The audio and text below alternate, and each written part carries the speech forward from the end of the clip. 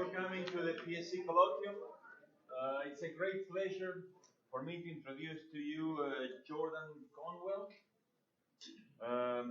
Jordan received his PhD in Sociology from Northwestern University in 2017, and he has close indirect ties to our department because he is the student of one of our former graduates, Quincy Stewart, and so we're happy to see that we are continue the Penn tradition in research. He is currently an assistant professor of sociology at the University of Wisconsin-Madison. Despite his recent PhD, he has a long list of publications, working papers under review, including once you go to a white school, you kind of adapt, Black adolescents and the racial classification of schools in sociology of education, same income, different outcome, race, parental income, and children's achievement, 1960, 2009, maternal education, family formation, and child development, the continuing significance of race. I think that in his early career, he's one of the who most precisely conceptualized the complex interaction between race, gender, parental education, and the production in different outcomes, not just early in the life course, but also, and I think that he's going to talk about that today, in midlife. I'm very happy to have him here, so please help me welcome Jordan Conwell. Yeah, thank you. Thanks, Emilio, for that kind introduction, and thanks for having me, and thanks to Don, who just left, for helping set up, and all you for coming and taking time to meet. There's nothing like getting an email saying somebody wants a half an hour of your time on an otherwise good work day, and I appreciate everybody taking the time. It's been a great visit so far, and looking forward to other conversations throughout the afternoon. Quincy is somewhere smiling because he obviously is a graduate of the demography program here. I am not a demographer, but kind of by virtue of being at Wisconsin and sitting with a lot of demographers, I've all of a sudden now become one in some ways, and I'm getting invitations to things like this to give population studies talks, which is great. So the talk I'm going to be giving today is Race, Gender, Higher Education, Socioeconomic Attainment, Evidence from Baby Boomers at Midlife, and this is work with my collaborator, Natasha Quadlin, who is at The Ohio State University, also in the sociology department. We're going to be focused on the baby boomer cohort, and particularly their unique experience of higher education. So the boomers are those born in the decades immediately following World War II. 76 million or so people were born in this cohort. They currently make up around 1/5 of the US population. Some of their defining events: civil rights movement, the space race, JFK, the Beatles, Woodstock, things of that nature. And they are of interest to us, again, as I said, because they had what turned out to be a unique experience of higher education for this cohort. This was a cohort that was some of the primary beneficiaries of race-based affirmative action in college admissions prior to recent rollbacks in a lot of big and diverse states. And in terms of gender, this was the cohort that kind of pushed across the finish line what Tom DePreet and Claudia Buckman refer to as the rise of women, where white women's rates of bachelor's degree attainment overtook those of white men. This phenomenon had been going on among blacks and Hispanics for some time, so black and Hispanic women also grew their advantages relative to same-race men in attainment over this time period. So this is one of the figures from DePreet and Buckman. So this is bachelor's degree attainment for black and white men and women by cohort birth year. And the cohort that we are talking about today is here. So again, we see what's called the rise of women among white women, and we see black women growing their long-standing advantages relative to black men in rates of bachelor's degree completion. So this is the period that we're focused on. Another reason that this cohort is particularly interesting and relevant to this study is they're now old enough that measures of their socioeconomic attainment, such as their income, are proxies for their permanent outcomes. They're in their 50s, their 60s, and so as opposed to trying to assess what we're going to talk about today, which is returns to college quality for people who just finished college, we're now able to look at, well, what did you do? we can look at you in your 40s or 50s or 60s. I'll talk more about this a little later, but a lot of assessments to returns to college quality, again, focus on folks who just graduated from college, early labor market entrants. And one of the things we know about early life income and participation in the labor market is it's volatile, right? And some people say, well, you can rank. If I know your income rank at age 30, that tells me something about where you're going to be in the rank later in life, even if I can't predict your exact income. But as the graduate students in the room will tell you, some people are finishing schooling and have a very low income now and are going to immediately jump the queue when they enter the labor market. So using an older cohort and looking at these permanent incomes is a way to get around a lot of kind of thorny measurement issues with regard to the role of higher education in the socioeconomic life course. Okay, our motivating question: what was higher education's role in the socioeconomic life course of white, black, and Hispanic men and women in this cohort? We're going to use data from the National Longitudinal Study of Youth, 1979. This followed a representative group of trailing edge boomers, so those born in the cohort second half from adolescence, and they are now in midlife. And our focus here on higher education is going to be on college quality, which we'll talk a lot about momentarily. And this is a close substitute for concepts like college selectivity or institutional prestige.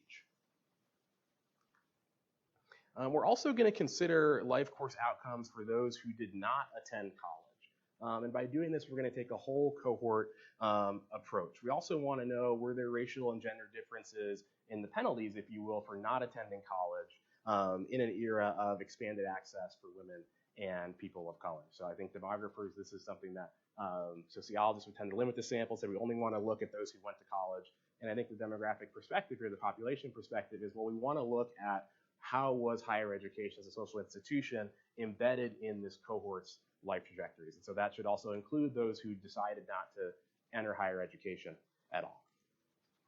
To our knowledge, we're not aware of any studies that have tracked race and gender patterns across the institutions of higher education and the labor market using a representative data on a cohort that's accumulated 2 or more decades in the labor market. And by doing so, we're going to contribute to and further integrate two related but distinct literatures. So higher education access and success on the one hand, and then the economic returns to higher education on the other. So here are our research questions more formally. So for the NLSY 79 cohort, we're going to look at racial differences within gender groups. So black, white, and Hispanic white differences among men and among women. In college attendance, in college quality among those who attended.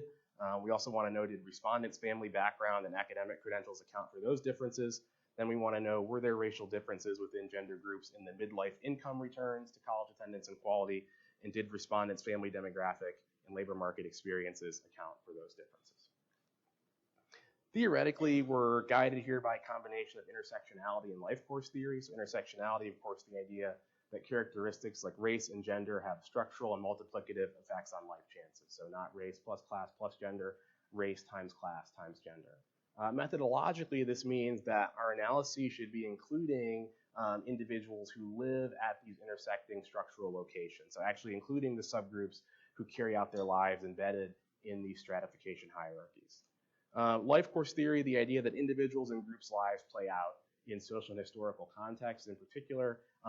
We're motivated by life course theorists' idea of social pathways, trajectories of education and work, family and residences followed by individuals and groups through society, shaped by historical forces and often structured by social institutions. Our studies, focal institutions, are schooling in the labor market, common to a lot of work in sociology and demography, such as Rob Mayer and others. So a little bit of background on the two literatures that we're going to contribute to and integrate. So starting with race and higher education access and success. We know that blacks and Hispanics are less likely than whites to complete high school, to enroll in college conditional on completing high school, and to complete college conditional on enrolling in college. Part of the explanation for this is that blacks and Hispanics who attend college on average go to lower quality institutions than whites, which is part of the explanation for the graduation trend, as higher quality institutions provide more supports, have higher graduation and retention rates. But a really common finding from that same literature is net non-white advantages, which is that once we control for a pretty standard set of academic credentials and family background, blacks and Hispanics are more likely than whites to graduate high school, go to college, and finish college. So that's the net non-white advantage. At the high school to college transition, blacks and Hispanics' advantage in going to college relative to whites who have the same background characteristics is consistent with affirmative action in college admissions, which is that net of background factors institutions still have revealed preferences for black students and later Hispanic students relative to white students with the same background credentials. And a number of studies, including work by my colleague Eric Brodsky, have kind of documented this very carefully over time. A couple things that we're going to be able to add to this literature with this study. Do these net non-white advantages manifest differently within gender groups is one question. Another question is, how are these potential net advantages within gender groups linked with midlife income? So we know a lot about this high school to college transition, and we know less about what are the returns these individuals are getting for that potential advantage later in life. Gender, I mentioned earlier, the rise of women. We're going to contribute to this literature. What was the quality of the destinations these college-going women went to? And again, how were they linked to midlife earnings? I've been thinking, I want to motivate this question of returns to college quality a little bit. I've been thinking about this particular quote a lot recently for a number of reasons. This is, of course, Drew Gilpin-Faust, who is the president of Harvard a couple years ago. And this is something that she said in the commencement address to the class of 2011. Through universities, we find a better future where our graduates and their children and the greater global community may lead lives of peace, prosperity, and purpose in the centuries to come. So this is essentially a promise to the graduates, right? Your life and your children's lives and the greater global community are going to be better off for the fact that you are being graduated from Harvard on this day. And I would argue, and it's a multidimensional promise, right? It's not necessarily just about economics, although it is about economics. It's about other kind of individual and group well-being as well. And I would argue this is a promise that is not just about because of the years of schooling that you were able to get through being here. It's about something about the institution net of or over and above the years of schooling you were able to get here. So this to me is kind of a motivating quote about returns to college quality. Despite that kind of intuitive understanding of how college quality works among institutions and among parents, right? This is part of the impetus for the intense competition for college admissions because there's this thought that college quality has a lot of impact on what's going to happen in your children's lives and in their children's lives. Despite that kind of intuitive and widely held belief, there's mixed evidence on the returns to college quality in the labor market. So some, including some audit work recently by Michael Gaddis, has found positive returns to college quality. But other work, such as by the economists Dale and Kruger, has argued that these are due to selection issues, and that once we have some more detailed controls about college goers' backgrounds and academic ability, that really we can explain away any effects that we can attribute to college quality per se. So there's some mixed evidence there. Two studies in this literature have used data on older cohorts that are particularly relevant to what we're going to be doing in this study. The first one is that Dale and Kruger study. So the data is the 1976 college and beyond cohort. This is sometimes referred to as the Bowen and Bach data. It's the data that Bowen and Bach used for the book The Shape of the River. That's the college and beyond cohort. And they looked at returns for the 1976 cohort for their income in 2003 to 2007. So these are folks in their 50s and 60s. They did not find any effects of college quality for the whole sample once we have some detailed controls about academic ability and things that account for selection into different colleges of different quality levels. But they did find positive effects among the subsamples of blacks and Hispanics. They did not find gender differences in quality effects.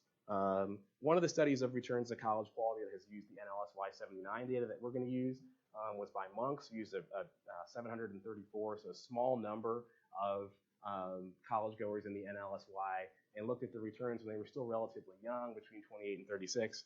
And that study did not find racial differences in quality effects and did not find gender differences in the effects. Yeah, question. So obviously how college quality is measured is critical here. Mm-hmm. Do you want to talk about that? I am.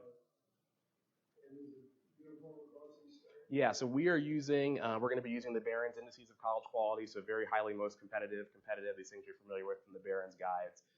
And these are also studies that have used these same measures and sometimes along with some other measures.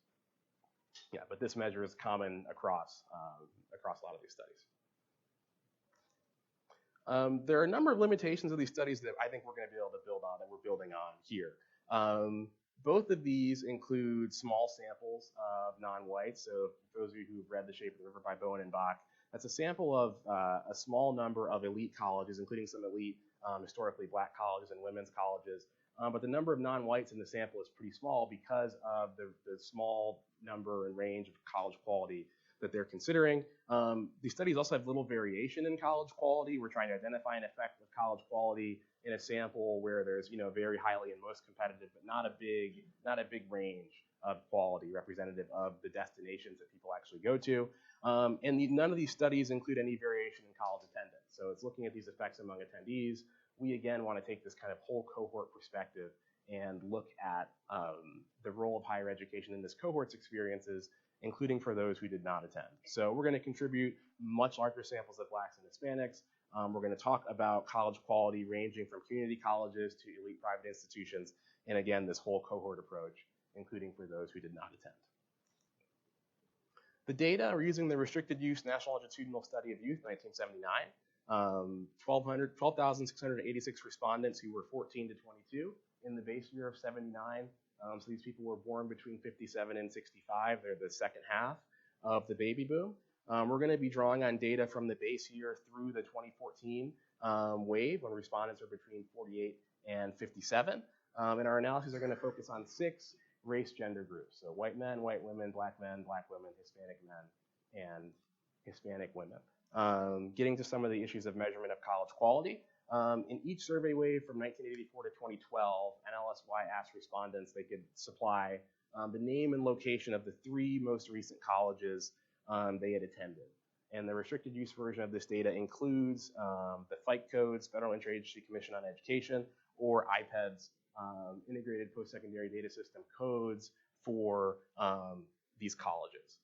So the first thing we did was take this data from the NLSY and create a person college record of all of the colleges that NLSY respondents reported attending. So we counted enrollment as valid if I was able to link that FICE or IPEDS code to the name of the college in the IPEDS database, or an addendum to college codes for military colleges and some special schools. In total, by our count, this cohort generated 17,222 valid enrollments. If you're wondering, I have visually inspected every line of that code. I did not have glasses before I went to graduate school. I blame this project for being part of the reason that I now wear glasses. But a lot of these enrollments repeat, right? So once you finish college, most recent college you attended is still the same college. If I ask you again 2 years later, it's still the same college. So we have 5,772 unique college goers in the cohort who generated those enrollments. We determined the quality for each of those enrollments using the Barron's Admissions Competitive Index data files. Those are from the National Center for Education Statistics. Those are also restricted use. Barron's ranks colleges based on a couple characteristics: the ACT and SAT scores required for admission, the class rank and GPA required for admission, and the acceptance rate in the previous year. We can talk maybe in the Q&A about some of the issues with this measure as we're learning more about how colleges are trying to change their own competitiveness rankings by trying to solicit applications and things like that. We have Barron's rankings from a number of waves: 72, 82, 92, 04, 08, and 2014. So for each of those 17,222 enrollments, we first code the college quality based on the wave closest to when their respondent reported that enrollment. And the reason that having quality over multiple waves is important because some colleges that are really, really high quality, like Harvard's always been Harvard, right? They got there first and they've always been a most competitive college. Some other colleges, actually, if you look across these years, the competitiveness ratings have changed over time. Northwestern, my graduate alma mater, is an example of this, a school that kind of had a rise in these rankings. And so what we're trying to get by coding your quality as close to as possible when you reported the enrollment is what was the relative quality of the school when you attended it. So that's what we're trying to do. So we do that for the 17,222 valid enrollments for the cohort. Here are some examples of this. I just picked the state of California in 1999 as an example. So Stanford would be most competitive, Berkeley's highly competitive, UC San Diego is very competitive, San Jose State's competitive, Cal State Fullerton is less competitive, Humphreys College is non-competitive. Barron's does not rank community colleges, but community colleges make up about 20% of the NLSY 79 cohort's enrollments. So we also are going to include community colleges, again, as a way to start getting at this full cohort approach. So Barstow Community College is an example of a community college that was opened in California in 1999. And of course, over half of the NLSY 79 cohort did not attend college at all. One of the things that I've gained from doing this particular project is thinking more about the shape and scope of higher education in the population. The educational experiences that many of us in this room have had are by no means modal or average or anything like what's actually happening at the population level. And so that's been really eye-opening and generative for me. And so that's the frequency of community college enrollments for one, and then also the frequency of no college. So we also are going to include, we're going to keep these individuals in the sample to get that whole cohort look at higher education in the life course. So once we have this for all the enrollments that were reported, we want to get down to one college quality measure for each respondent.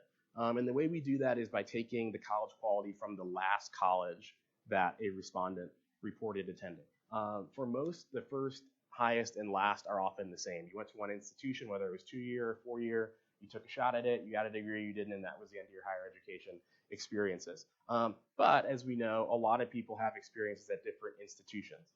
So why do we take the last? The last college captures the end result of any upward or downward transfer behavior, either within 2 years or from 2-year to 4-year or 4-year to 2-year, or across different ranges of quality within 4-year schools. The last college also supports the assumption this is where your highest year of schooling is also completed. So we want to know, not only did you get 16 years of schooling or 18 or 20, but where did it come from? And that's generally going to be from the last college you attended. And also, because we're looking at midlife labor market returns, the last college is the one that a college goer kind of presents to the labor market, right? Any institutions you attended before then, particularly if you have a degree from there of some kind, those also matter. Those also have effects on your labor market experiences. But the last one is really the one that we argue matters the most, although not exclusively, to your labor market returns. All right, so let's talk about some results.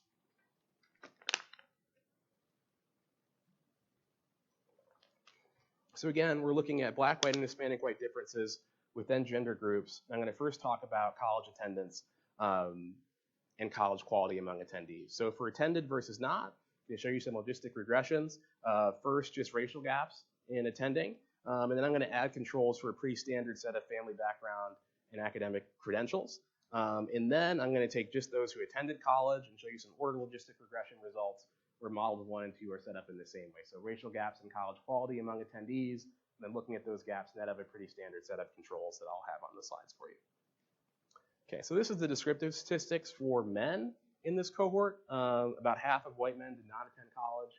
About 60% of Black men did not attend. 62% of Hispanic men did not attend.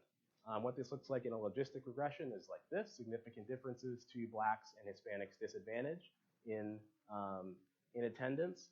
Once we control for a fairly standard set of background characteristics, we reproduce what other literatures have found as the net Black and net Hispanic advantages. So net of these controls, including some important ones like AFQT score is a measure of academic ability, the Armed Forces Qualifying Test score, parental education, occupation, income, things of that nature. Black men about 3.5 times as likely as white men to attend college, and Hispanic men about 2.5 times as likely. Those are both significant differences. Same thing for women. About 48% of white women in the cohort did not attend college. That's actually a larger share than Black women. 47.83% did not attend. Hispanic women, 55% did not attend. Here's what this looks like in a logistic regression. Then adding those controls, producing net Black and net Hispanic advantages among women of pretty similar magnitudes to the ones that we observed among men. Another way to think about these same results is predicted probabilities of college attendance. So we've done this for a hypothetical person in the NLSY 79 cohort. So this person has the following characteristics. Their mother and father both completed 12 years of schooling. Their mother and father both work for pay, but their professions are not professional or managerial. The average parental household income from any years from 1979 to 1982 in which the child was living in the household is in the 3rd quintile, so median income. They were in a 2-parent household when the child was 14. They have 2 siblings, and their AFQT score their measure of academic ability, falls in the third quintile, and the student was 18 years old in 1979, so born in 1961. The analytic value of this particular background profile is that it is more or less the typical background for a white person in this cohort. So we're going to be able to assess these net Black and Hispanic advantages by asking just the counterfactual, okay, what if the Blacks and Hispanics in this cohort had the background that was common to whites? And so this just gives us another picture, another way of looking at pretty much the same types of advantages. And a couple things stand out here. In particular, Black women's big advantage in college going in the cohort along with Hispanic women. But we see among men as well advantages for Blacks and Hispanics relative to whites in the probability of attending. Is there another question there? No, okay. Yeah. If I remember correctly, the description overall, white men were more likely than Mm-hmm. so when you look at this particular group, it's actually reversed. Mm-hmm. Yeah, so this is the net advantage, right? So these descriptive results, so we can go back to men, this is a result of the unequal distribution of the things that we know contribute to college going. And so we can observe what would happen in a counterfactual world where these things were more equally distributed, and this is the net advantage. We see the advantage. And this is something that, again, previous research has found. We're showing here how it manifests within gender groups, and then we're also going to link it to midlife income as some of our contributions. So I'm going to show you a set of results that follow the same kind of logic, but instead of college going, we're looking just among college attendees at college quality. So these are the descriptives among men in quality. A couple of things stand out here. So Hispanic men, more likely than white men to attend community colleges.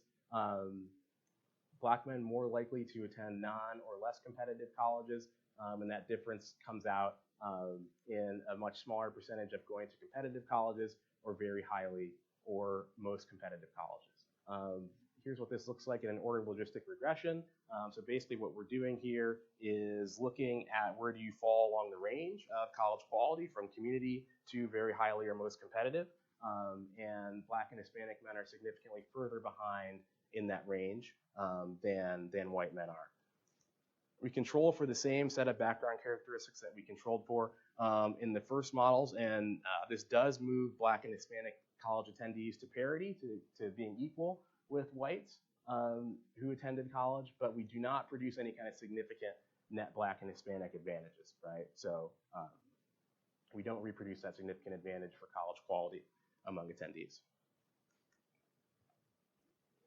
Here's the predicted probabilities for that same hypothetical college goer for men, and what we see here is just another way of looking at that kind of parity net of background characteristics, but no big differences and no significant differences there in the different types of quality among attendees.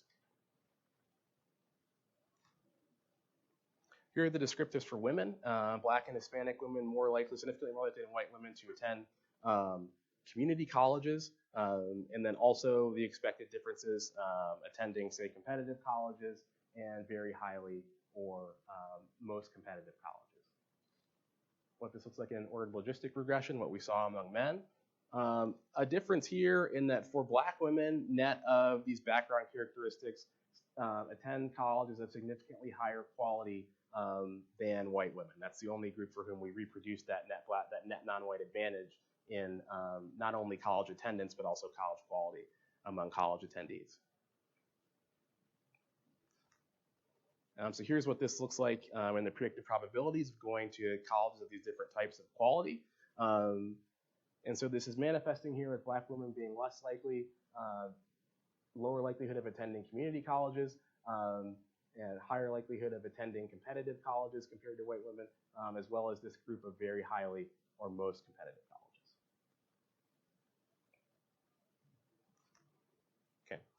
I want to show you how are these advantages linked to midlife income returns to college quality. So we're going to continue looking at racial differences within gender groups. Our outcome here is the average individual income reported from 2006 to 2014, including any years where individuals reported that they earned zero income, and I'll return to that in the discussion. I'm going to show you results where the outcome is not log because it's easier to interpret on the slide. We also tested this with log, and the results are pretty much the same.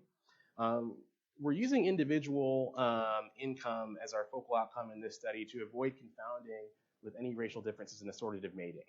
on socioeconomic status characteristics. I'll talk about some follow-up work I'm interested in doing with household income for this reason, because it's a different outcome with different processes. But in this case, we're going to start with individual income. As I noted earlier on, income measured at this age, 40s and 50s, minimizes life cycle bias. It's a representation of your permanent income and income position. So I'm going to show you a first model with race, college attendance and quality, and an interaction of race and college attendance and quality. Then a second model is going to add controls for family demographic characteristics and labor market experiences in life, kind of up to these ages. And this is going to be separate again for men and then for women.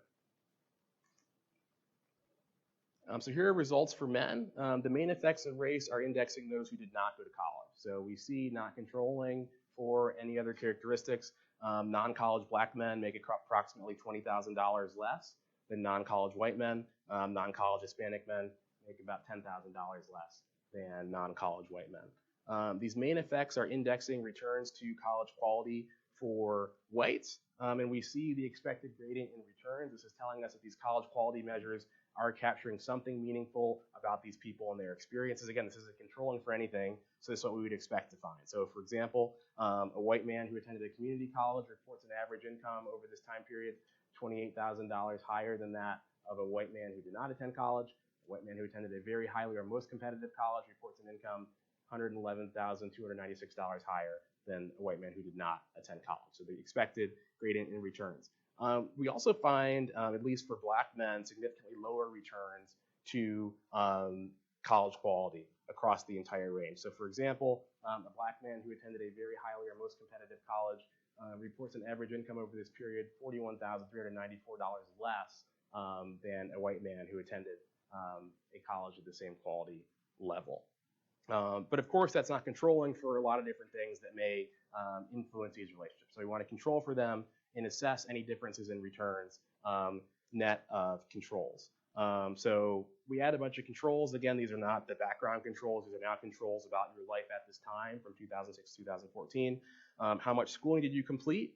Your AFQT score is a measure of academic ability, which is a really important control in the literature to see if these findings, our returns to college quality, are robust. That's one of the big things about graduates that colleges are able to select on that also influences your outcome. So not including that, we have some bias. So we do have a control for that.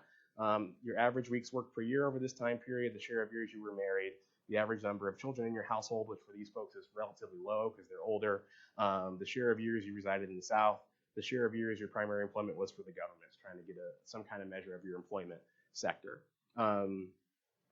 And we do explain a lot of these differences. What remains is a significantly higher return for white men for attending a very highly or most competitive college. So net of all these background characteristics, white men who attended these most competitive colleges still reported incomes $43,354 higher than those of white men who did not attend college. We do not really explain these differential returns. So black men who attended non and less competitive colleges still earning almost $15,000 less than white men who attended colleges in that category. And the lower returns to competitive colleges and very highly and most competitive colleges are actually larger than the significant return to this non and less competitive category, but they're measuring with a larger standard error. So $23,130 lower for a black man who attended a very highly or most competitive college relative to a white man who attended a college in the same category, net of all of these other characteristics as well. So here are predicted incomes with those controls from Model 2 held at the mean. So this difference I've been focusing on for black and white men who attended colleges in our highest category. So a white man who attended a very highly or most competitive college, the predicted average income from 2006 to 2014 from that model is about $160,000. For a white man or a black man who attended a college of the same quality, predicted income a little bit less than $100,000. At first, this looked fairly high to us, and we looked at a bunch of different data sources, including the Bowen and Bach College and Beyond data that I mentioned earlier, which is just elite college graduates. And this is actually a figure that is consistent with what they found as well. White men who attended elite colleges make very high labor market returns to that attendance, and those returns are much higher than those of black and Hispanic men who attend those same quality. Yes, Amelia? For Hispanics, can you separate in your parents or can you I think we could. I haven't. Because I was Take a wondering look. the difference between black and Hispanics and see whether Yeah. if you have to do with significant or with this something else. What explains the difference between black and Hispanic? Okay. Yeah, I can look. Okay. Same thing here, but for women. So the main effects again, indexing those who did not go to college. Black women reporting incomes $6,227 less than white women who did not attend college. The difference for Hispanic women is not significant. We do see a gradient in individual income returns to college quality for women. Of course, this gradient is much less steep than the gradient for men. So for white men, the return to this highest quality category, that was a $111,000 return. For women, that's $30,963.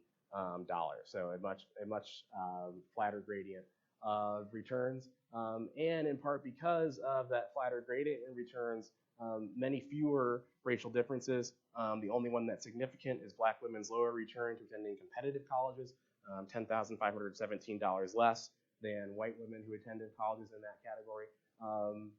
But we see a bigger but not significant advantage for black women who attended very highly or most competitive colleges of over $11,000. So less of a consistent story there in terms of differences in returns. When we add those background controls, we explain the gap between non-college black and white women. We actually have a significant net advantage for non-college Hispanic women. These controls account for most of the gradient in returns to college quality for white women. Remaining significant is the return to attending a competitive college, a little more than $9,000. We are unable to explain black women's lower return to attending a competitive college, but we also do not explain that higher return, which is in about the same magnitude, to attending a very highly or most competitive college. We can also look at what these are predicted incomes held at the means for Model 2 for women. Notice, of course, that the difference in the y-axis scaling here. So we're going from 0 to 60,000 instead of 0 to 160,000. And we see that white women actually have very little predicted return across this competitive to very highly or most competitive margin. Again, keep in mind this is not household income, this is individual income. And I'll talk a little bit later about what might be responsible for that. Black women do see a big return in their individual income across that margin. We can imagine this has to do with marriage and partner education and partner income. And Hispanic women actually see a lower return across that margin. So summary of our findings, and I'll offer a little bit of discussion. So for college attendance, we found net black and Hispanic advantages among both men and women in college attendance. For college quality among attendees, we found net advantages for black women relative to white women, but not for any other groups that we were comparing. Midlife income returns to college quality, consistent story for men. Significantly lower returns to not attending college and to college quality for blacks that were not fully accounted for by controls. For women, a mixed story, mixed effects for both black and Hispanic women relative to white women, some higher returns, some lower, also not fully accounted for by controls. We think the theoretical contribution here is to show that patterns of intersectional stratification can vary across institutions that are closely interrelated. So in this case, higher education, where we found a lot of net non-white advantages, and the labor market, where we found a lot of net non-white disadvantages. So the stratification patterns in hierarchy are actually flipping across this higher education to labor market transition.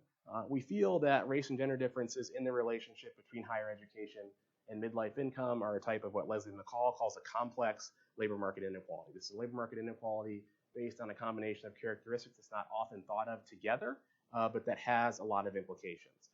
In my mind, these implications fall along intra and intergenerational lines. So within generations, these differences in returns imply the possibility of discrimination. I can't demonstrate discrimination to you in a regression framework. Michael Gaddis, working in an audit framework, has conclusively showed there is just racial discrimination in the labor market on those who are matched in an audit study with the same credentials from the same university. Blacks get fewer callbacks than whites. The callbacks they get are to jobs with lower starting salaries. things of that nature. So again, these findings do not demonstrate that discrimination, but they are consistent with that as one of the mechanisms for what we're finding. And as Gaddis points out in that study, this points to some limitations to which education can be a great equalizer in terms of broader social inequality. When we have mechanisms like affirmative action that have seemingly at some points in history created net non-white advantages in college going and college quality for women, if they are not also matched with other kinds of mechanisms of that sort in the labor market and other areas. Between generations, these differences imply that children of boomers of color have not received the same benefits from their parents' college attendance and quality that their white peers have. So this gets us back to Drew Gilpin-Faust's quote about not only you, but your children, your lives are going to be more peaceful and more prosperous because you've gone to Harvard. There are racial disparities in that linkage. So at this point, these individuals, again, are in like their 50s. So it's not necessarily about what environments they may have been able to provide for their children growing up, although that's also implied here. But even currently, with fewer numbers of children in the household, we also know there's a lot of inter vivos transferring going on where you're able to get your kids through college without any debt. Are you helping with the first mortgage? Are you helping with a first car? These kind of things. And so we can assume a lot of things about what was going on in the preschool and K-12 years and the college years with these kids in the homes of parents where they were making such different incomes and different returns to college quality. We also know there are continued effects in the present. It used to be that the best thing you could do for your kids was die. And we know through a lot of research in demography and family studies that's not the whole ballgame anymore because of these inter vivos transfers that have a large effect on the kind of financial and other types of well-being that families have based on parental resources into your late 20s, early 30s, things of that nature. So one future direction we're going to be taking in this research is returns to household income, particularly for women, as well as returns to wealth, other family economic well-being indicators. Of course, it doesn't necessarily make sense to see a negative return for white women across this margin of competitive and very highly or most competitive colleges, unless we keep in mind that this is individual income, right? And so the household income returns, we assume, are actually going to be positive and quite linear. Because the marriage market is different for Black women, given the many types of marginalization that Black men and boys face in schooling from preschool all the way through higher education, I would assume that Black women's household income is a larger percentage of their household income, and in many cases, more likely to be 100% in the case of not partnering. But we really believe these are open questions for this literature. Same thing with wealth. This is a literature that's primarily economic in nature, and we think there's a lot of value added for sociology and looking at these family returns, and again, trying to see how higher education is embedded in what life course theorists call the linked lives of multiple generations of a family. So that's all I have, and looking forward to questions. Thanks.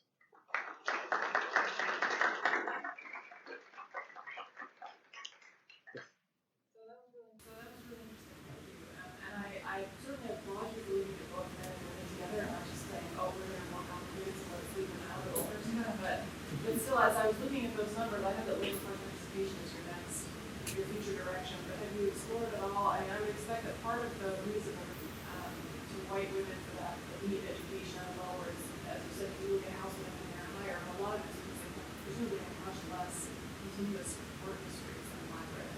And so have you looked at all at those numbers? So we haven't. Yeah, so I would like to. So there's a couple different things that we would like to do. One of them is just looking at the zero, like who's not participating, and actually instead of just taking this cut of 06 to 14, actually just organizing it in a record and looking across your whole life, and so seeing participation, non-participation, like just again, we have 2+ decades of work history for these folks. Actually taking a look at that and seeing differences, I assume among women by race and college quality, which are going to be at a given level of quality. White women are more likely to be in and out of the labor force or have spells of not working, but those are not going to be tied to any kind of dips in household income because of the partner income. Whereas for Black women, those same spells are going to be tied with big dips in household income. Yeah, so I'd like to look. This is where we're going because we do think, in terms of the family, the women are interesting, right? Yeah. Right. Let's go over here for a second. a little bit on that, and I mean, it was great, and I have a few questions following up on Shanoa's point. I think it would be interesting to look at just hourly wages, like that's one way of getting rid of the zeros, and looking at this as whether, you know, like the returns to educate, to higher education in terms of like hourly wage, that I would assume that we would have higher, steeper kind of gradient along white payment, and that we might be able to see some of those things over there. And then a couple of other questions that I had was one thing that came to mind is that in this period we also see increasing inequality within groups of education, right? Like that's, and I just wonder if like the median is the right way of looking at it, or if you consider looking at other forms of oppression that would sort of like take into account that description. Yeah, some more or something like that. And then the other question that I have was whether you thought about differences in the types of degrees, like some kind of controls for professional degrees, or because I was wondering if college quality might measure the same way for a person that has a law degree versus a person that gets like a bachelor's. Right. Yeah. No, these are all great and things that we will do. Multiple folks have suggested this, thinking about quantiles or where in the income distribution are these effects. So we'll definitely do that. We do have a pretty detailed control for the years of schooling, right? So in categories, which is different than the type of degree, right? So we have some accounting for that, and we see the differences that we would expect, right? So big difference between 19 and 20 over 17 and 18, things like that. What you're proposing really sounds almost like an interaction between college quality and the years of the degree category, which is also something we'll think about. So one question I had is sort of building on some of the things you said about whether you've been able to look at occupational sorting in case of those people who are in the different occupations. So I noticed that in one of the controls you added was governmental, working in the governmental sphere, but wondered also the extent to which some of this might be driven by consistency. Yes, and we think it is, and that's something else we want to look at. So we've taken a big descriptive kind of clunky look by saying, are you in the public or private sector, which by itself has big and interesting effects on incomes that also differ across gender. That's not what the study is about, but it's been an interesting coefficient to kind of track across.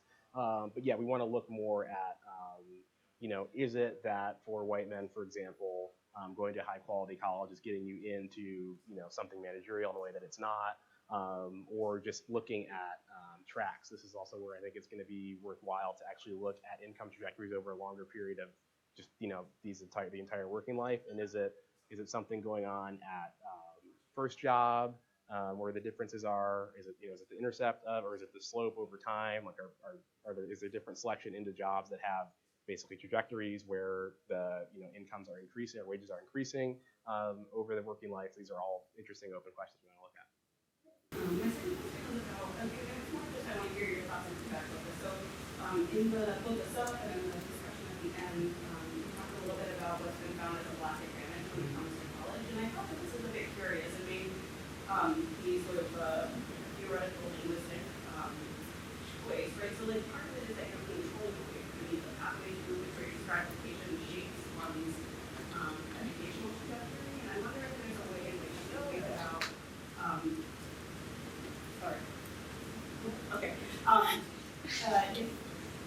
if there's a way to think about from a methodological standpoint, better capture or like influencing the extent to which like racism shapes someone's entry of college, and then the way in which the return to them also shapes, rather than just sort of like controlling a way for so many of these early life conditions in particular that are shaping one's educational trajectory and then doing it as a lack of that quote-unquote black advantage and no competition where that's not Right. So I want to start with the linguistic point, which is important. I don't like this terminology of net non-white advantages. It's not an advantage. I think David Merola, who's a sociologist who does work on these net transition differences, calls these societal counterfactuals. He does a lot of work from a sociology, race, ethnicity perspective. it's not a net advantage, it's societal counterfactual. We're asking what would these outcomes look like if there was not multi-generational and structural and systemic unequal distribution of all of these things that we know matter. And I think that pushes us to, it's a more elegant terminology, first of all, but I think it also gets us to think more about what do these results mean. It's not that, schools can't be great equalizers. It's not that we've solved this problem. It's that when we, in just a counterfactual world, say, well, what if all of these things that, what if there weren't multi-generational disadvantages by race in education? Well, look what would happen. But the fact is, they still are going on. So I view these as more, they're counterfactuals, and it's a challenge to what this is the world as it could be. But when you say it's an advantage, it almost slips into, oh, this is the world that sounding like this is the world as it is, which it's not. No, I think it's a bit more than sort of theoretical discussion about the results, how it can be. Yeah. No, they tell us what could be in schooling. They also tell us what could be in the labor market, which is net of all these things. We still see differential returns to these categories of quality. Fascinating topic. There's so many findings, interesting findings. I'm going to go back to the issue of gender. And, it's the criticism of decreed and movement experience a little bit too optimistic, the rise of women. And you actually, I think that you have a lot to contribute to that discussion. When you look at enrollment, you see the growth of women in education. But when you look at returns, the difference between men and women is just gigantic. And also the differences between across quality of school. Can you go back the women returns, and mainly for just looking at white women, and look at very highly most competitive. Without controls, it's almost the same as going to any, except for community colleges. Pretty much the same as going to any. And once you control it, basically disappears. And if you go back to men. For men, it's just completely, it's a fascinating story. So I wonder if, I think that you have fantastic, it goes back to the issue of zeros for women, and I don't know how you deal with the zeros for women not working or something. I don't know how much that produces those numbers. But I think you have a fascinating, just purely gender story here that also, this very optimistic account that, women are now, basically women, now let's say it's women equality, actually women are doing better. And have you thought about that? Yeah, we have, and that's part of the story we want to tell, maybe with this study, but also some of the follow-ups that we want to do, because the looking at these lower returns for women, this is the fact, right? These are lower returns for your individual income, right? But thinking about gender differences puts a lot of pressure on this story that we're not looking at this in this study, household income, right? Because these white women are married to these white men, right? So an interesting study just came out that 30% of people who are married to somebody who went to college are married to somebody from their same college. And then we know from assortative mating, the kind of Schwartz and Nair literature, that even if you didn't marry someone from your college, you're married to somebody who has a similar educational background and credentials and prestige as you. So I think this in and of itself, I think is a small contribution to the rise of women literature. I think the bigger contribution will come when we are able to actually look at to what extent is what's going on at college for these women still being able to marry these men, right? And this is something different than saying, oh, well, it's still an MRS degree or something like that, but it's actually just having a sense of what is the college experience in the life course still, right? So it also may be that women who are selecting out of the labor force who have, it's not just that you would go, so the MRS degree where you would go and be in some kind of easy major and not really, build up academic ability of your own because you knew it was going to be about this guy you were going to marry and like stand outside of engineering or whatever. These women are probably in the engineering building now too, hopefully, but they're not needing these credentials in the labor market in the same way because of the sorting. Yeah, that's what I'm trying. This is more likely to be an opt-out this point, because we're including the zeros in there. If you were not missing and you reported a zero, we're including your zero. If you were part-time and you reported, 15K of income, we're gonna include that. And this is consistent with this. So the two ways of handling this in this literature previously have been only using full-time full year workers, or doing what we've done. And again, I think the value added for sociology here is to really think about these families. This is again, I think, a small contribution, but the bigger one will come looking at what's going on at the household level. And I think there are going to be really staggering differences of household income returns by rate across this, basically looking at this same graph, but looking at it for household income, or something where we have these, but also what is this as a percentage of your household income. I think it's going to be really, really striking. I think it's an open question, so I'm looking at that. Is there any reason why you don't want to look at the college graduation rather than attendance? I mean, obviously, some people, I think there's a not small number of people drop out of that, obviously, from the college. So I'm just curious about how your finding will be similar when you look at the graduations rather than attendance, especially with the majors included in your model. Like, I think lots of things you may explain by STEM major versus not STEM. So that's something that I'm just curious.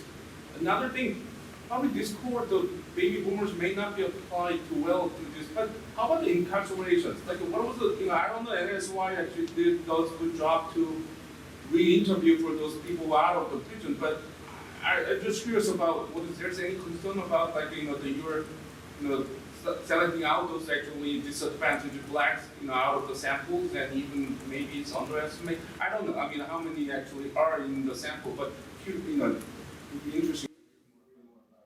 Yeah. So let's see.